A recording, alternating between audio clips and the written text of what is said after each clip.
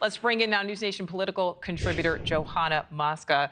Johanna, thank you so much for being with us. So we just heard from Robert Sherman there in North Carolina. We have, 3 Republican candidates, and he's saying the focus as of right now isn't really on this indictment. Does that surprise you?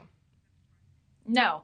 In fact, I'm watching them, Nichole, ignore this. And I really think the Republicans need to watch this closely, because the truth is, it's not just the Republican primary electorate that is paying attention to this indictment and to how the Republican candidates are responding. It's those swing voting, independent voters that are going to eventually need to show up for anyone to win who are paying attention to this. And you saw in the aftermath of the Discord leaker, you saw some of the MAGA Republicans, Marjorie Taylor Greene, defending the leaker. And what happened was actually Lindsey Graham stepped in and said, you should never defend someone for leaking our nation's secrets. Well, now we've got boxes upon boxes, so much evidence that it is dangerous information in a location that actually in 2019, there was a Chinese spy that managed to get into Mar-a-Lago. And so there's going to be questions raised of this from Democrats in the general election.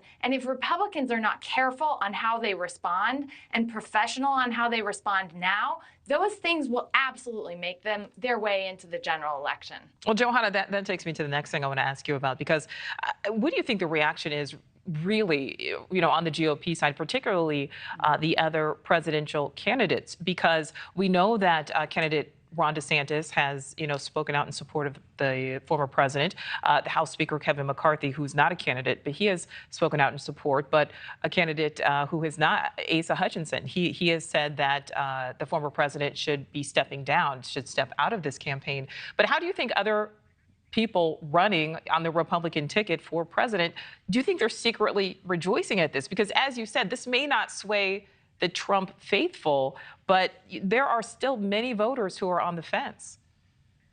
Well, it builds Mike Pence's case for him. And you saw how Mike Pence actually responded in a way in which he said, this could be a witch hunt right after it came out, but then also said no one is above the law.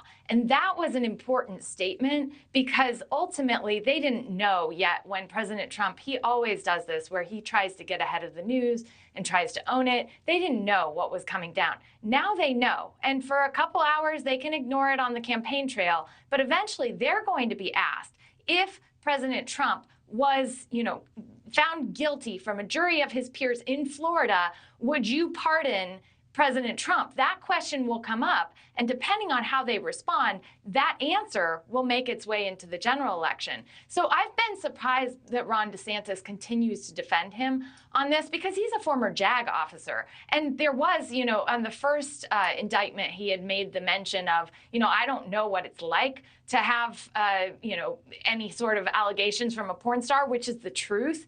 And he is one who would traditionally be one who would follow the law.